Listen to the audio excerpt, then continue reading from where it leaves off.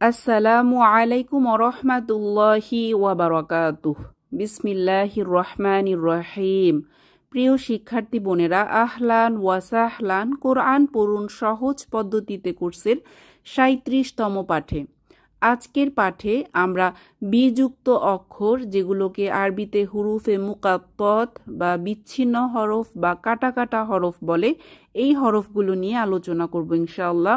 পবিত্র কোরআনুল কারিমে ২৯ বার আমরা এই হরফগুলো পাই এবং এই হরফগুলো ২৯টি সূরার শুরুতে এসেছে। তাহলে এই হরফগুলো নিয়ে আমরা আজকে বিস্তারিত আলোচনা করব এবং এই হরফগুলো আলাদা আলাদাভাবে পড়তে হয়। হরফগুলো আমরা দেখলে যেমন চিনি, এই হরফগুলোকে আবার বানান করে পড়তে হয়। তো বানান করে পড়ার ক্ষেত্রে যেই হরফগুলো বানান করতে যতটি হরফ বা অক্ষর দরকার, ওইটার টানা বা মাদের পরিমাণও ততটুকু করতে হয়। এটা আমরা পড়তে পড়তে শিখে যাব ইনশাল্লাহ। তো এই হরফগুলোর অর্থ আল্লাহ সুবহানাহু ওয়া তাআলাই ভালো জানেন। চলুন আমরা শুরু করি। আমরা প্রথমেই দেখতে পাচ্ছি সদ হরফটি। সদ এই হরফটি লিখতে 3টি হরফ দরকার। আমরা নিচে বানানটা দেখতে পাচ্ছি সদ এই হরফের, সদ আলিফ প্লাস দাল।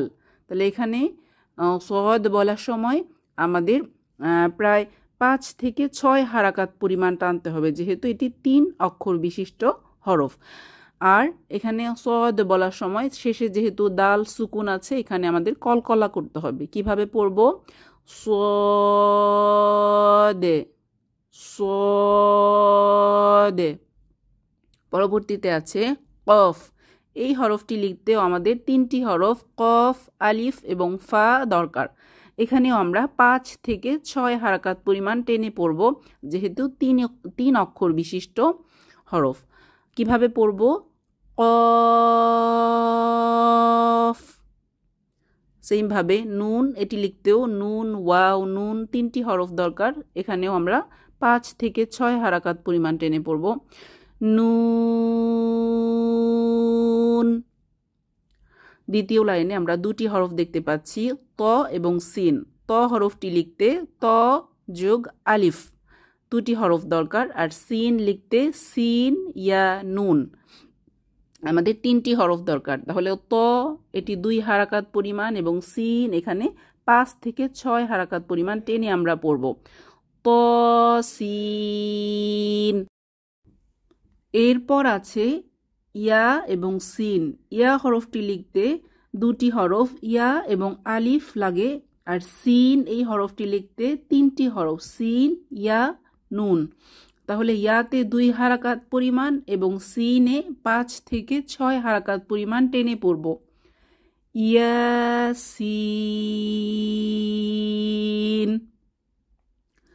এরপর ত এবং হা, এই 2টি হরফ আমরা 2 হারাকাত করে টেনে পড়ব। ত হা। পরবর্তী লাইনে আছে হা মিম। হা হরফটি লিখতে 2টি হরফ হা এবং আলিফ, এবং মিম লিখতে 3টি হরফ মিম ইয়া মিম। তো এখানে মিম আমরা 5 থেকে 6 হারাকাত টেনে পড়ব।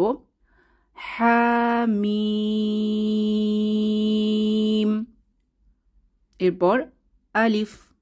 আলিফ এটি লিখতে যদিও 3টি হরফ দরকার, কিন্তু এটি একটি ব্যতিক্রম হরফ, যেটি খুব তাড়াতাড়ি বলতে হবে, টেনে পড়া যাবে না।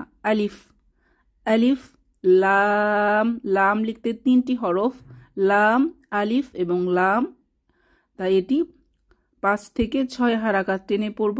এবং মিম এই হরফটি লিখতে 3টি হরফ প্রয়োজন মিম ইয়া মিম। এটিও 5 থেকে 6 হারাকাত টেনে পড়ব। আর মিমের উপরে তাসদিদ থাকার কারণে এখানে ওয়াজিব গুন্নাহ বা সাদ্দাহ সহ গুন্নাহ। তো এখানে আমরা গুন্না করে পড়ব। কিভাবে পড়ব খেয়াল করি। আলিফ লাম মিম। এরপর আলিফ তাড়াতাড়ি পড়ব, লাম এখানে 5 থেকে 6 হারাকাত টেনে পড়ব, এবং র এই হরফটি লিখতে যেহেতু 2টি হরফ র এবং আলিফ দরকার, তাহলে এখানে 2 হারাকাত পরিমাণ টেনে পড়ব। আলিফ লাম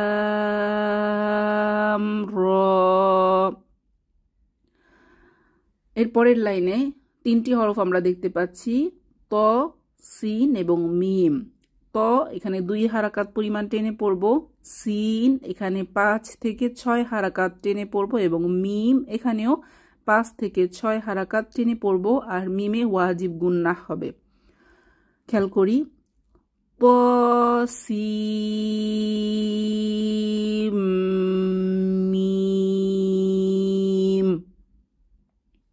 এরপর আলিফ তাড়াতাড়ি বলবো, লাম এটা 5 থেকে 6 হারাকাত টেনে পড়ব, মিমে ওয়াজিব গুন্না এবং এখানেও 5 থেকে 6 হারাকাত টেনে পড়ব, আর র এখানে 2 হারাকাত টেনে পড়ব। খেয়াল করি, আলিফ লাম মিম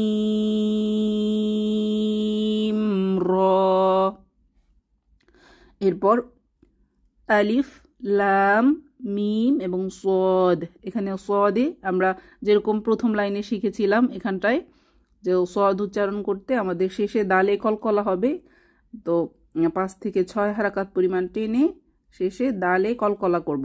কিভাবে পড়ব খেয়াল করে শুনি, আলিফ লাম মিম সদ।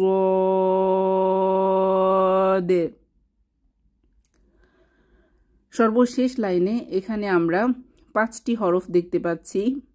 তো প্রথমে আছে কাফ, এটি লিখতে 3টি হরফ প্রয়োজন, কাফ আলিফ ফা। তো এখানে 5 থেকে 6 হারাকাত টেনে পড়ব, হা এখানে 2 হারাকাত, ইয়া 2 হারাকাত, আইন এখানে 5 থেকে 6 হারাকাত টেনে পড়ব এবং সদ এখানেও 5 থেকে 6 হারাকাত টেনে পড়ব। কাফ হা ইয়া আইন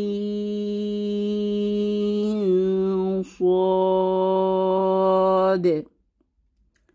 এরপর হা মিম, এখানে হাতে 2 হারাকাত পরিমাণ টেনে পড়ব, মিমে 5 থেকে 6 হারাকাত টেনে পড়ব। আর এরপর আরও 3টি হরফ আছে, আইন, সিন এবং কফ, সবগুলোতে 5 থেকে 6 হারাকাত টেনে পড়ব। তাহলে এখানে টোটাল 5টি অক্ষর আছে। আমরা পড়ছি, হামিম আইন সিন কফ। আশা করি আমাদের আজকের পাঠ হুরুফে মুকাত্তাত বা বিযুক্ত অক্ষরগুলো আমরা ভালোভাবে বুঝতে পেরেছি। আমাদের আজকের পাঠ আমরা এখানেই শেষ করব। সুবহানাকাল্লাহুম্মা ওয়া বিহামদিক নাশহাদু আল্লা ইলাহা ইল্লা আনতা আস্তাগফিরুকা ওয়া আতুবু ইলাইক। আসসালামু আলাইকুম ওয়া রাহমাতুল্লাহি ওয়া বারাকাতুহু।